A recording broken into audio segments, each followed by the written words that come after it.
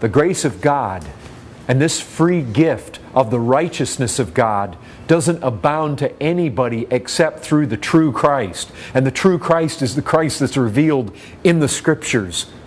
He is the one who says, unless you forsake all that you have, you cannot be my disciple. He is the one that says, why do you call me Lord, Lord, and do not do the things I say? He's the one that said, many will say to me in that day, Lord, Lord. And He's going to say, it's not everybody that says to me, Lord, Lord, that inherits or enters the kingdom of heaven. It's the ones who do the will of my Father in heaven. He's the same one who said that you ought not to be hearers of the word and not doers of it.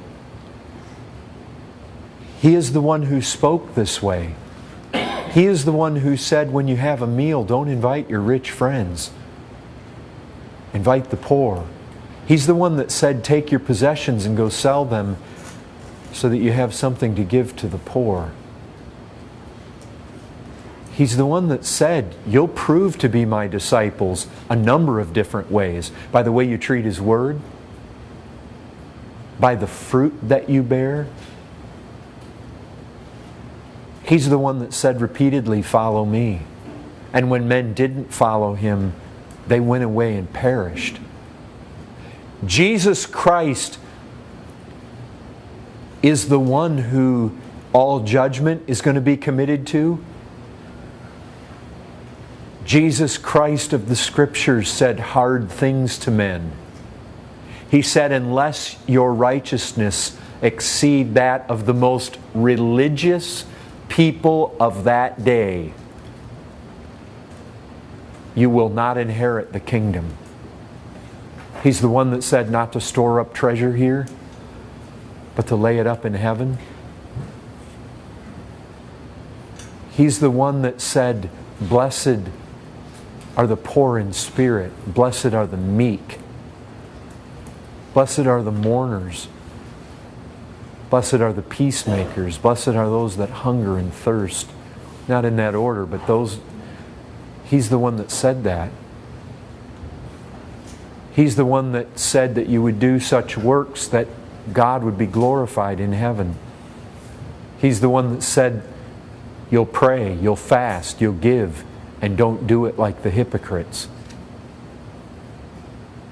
He's the one that said when you pray, when you fast. He's the one that called us to follow Him even if it required us to hate mother and father. He's the one who said that if you love anybody more than Him, you're not worthy of Him. He's the one that said if you put your hand to the plow and you look back, you're not worthy. He's the one that said, remember Lot's wife? He said hard things to men. He's the one who said to one of His chief apostles who thought worldly thoughts, get thee behind me, Satan. He said strong things. He's the one who spoke most plainly about hell and its reality, and weeping and gnashing of teeth and outer darkness, and many of those who thought that they would be in the kingdom being thrown into that outer darkness. He's the one that pressed men that it is better to tear out eyeballs and cut off hands and cut off feet rather than to go into hell with that foot, with that hand, with that eyeball. And he wasn't talking about bodily mutilation. He was talking about spiritual amputation and getting rid of the idols. He's the one that would say to people, go and sin no more lest a worse thing happen to you. He was the one who would come to say to somebody, go sell all that you have and give to the poor and come follow me and you'll have treasure in heaven. And when the people didn't follow, he said, oh, that's okay. You'll just be a second-rate Christian. He didn't say that. He said it was all or nothing. You sell out for me or you don't. It's either total surrender or not. He's the one that said you cannot serve God and serve money.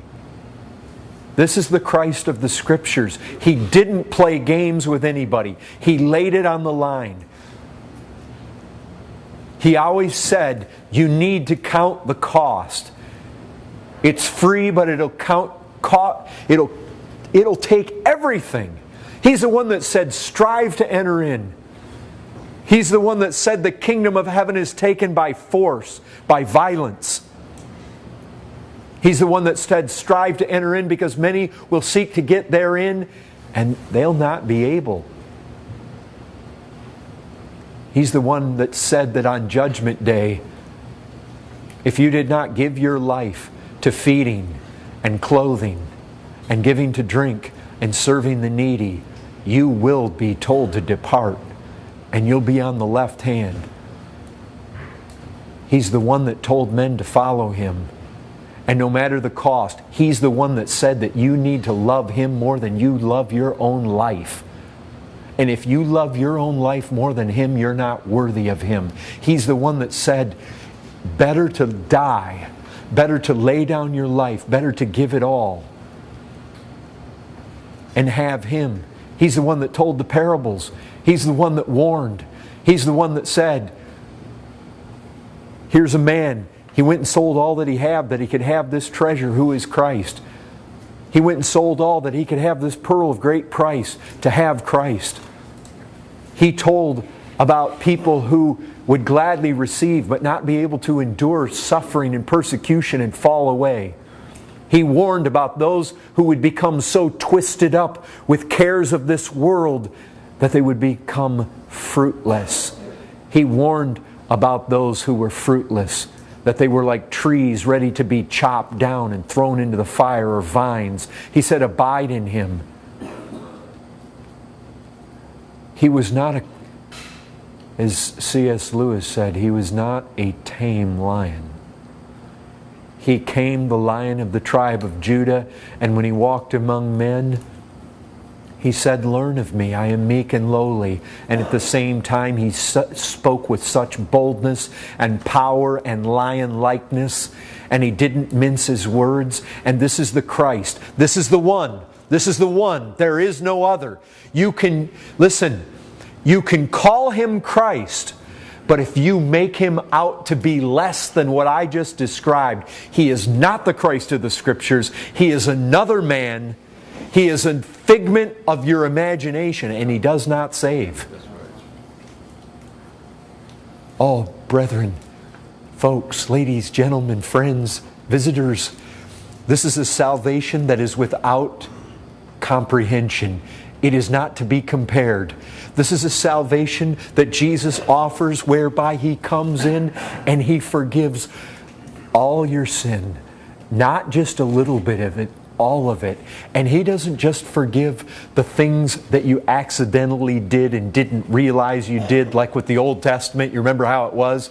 As long as the sin was not something that you did high-handedly, as long as it was something that was unintentional and you found out about it later, that there was a sacrifice for it. He forgives those things you did in the most high-handed, rebellious fashion. And He doesn't just forgive what you've already done. He forgives what you're going to do tomorrow and the rest of your life. All of it. All of your sin. It says as far as the east is from the west. The time you can measure how far the east is away from the west, then you can measure how far He puts all your sin away. Not just some of it. This is no Catholicism here where it's just past and now you got to make penance and do all your stuff for the future. They can have that. That is not the salvation of the Bible.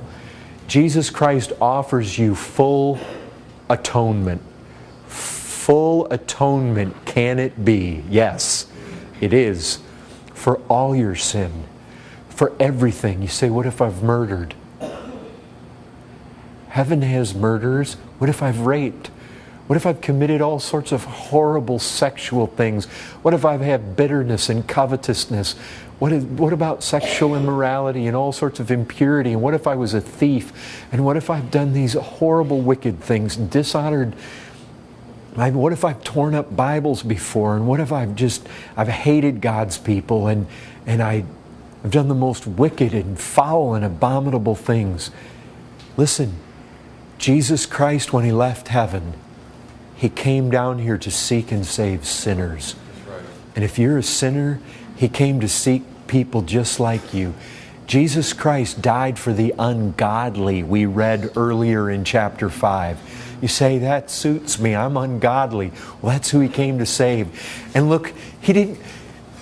If He came and said, there's no hell, you can stay here forever, that would be glorious. That would be unspeakable. That would be undeserved. That would be mercy and grace, which would just be incomprehensible. But that's not what He does. He comes along and He says, I will forgive all your sins, and I will take you to be with me in the paradise of God, and I will seat you on my Father's throne with me, and you will reign with me, and you will be my wife. I will make you my bride, and I will take you to myself to be with me forevermore, and you will come into the family of God. You will be a son of the Most High. He will be my God and your God. He will take us into such glory, and not only that, He will transform us into the same image of Himself. This is the kind of salvation that He offers. But only through this one man.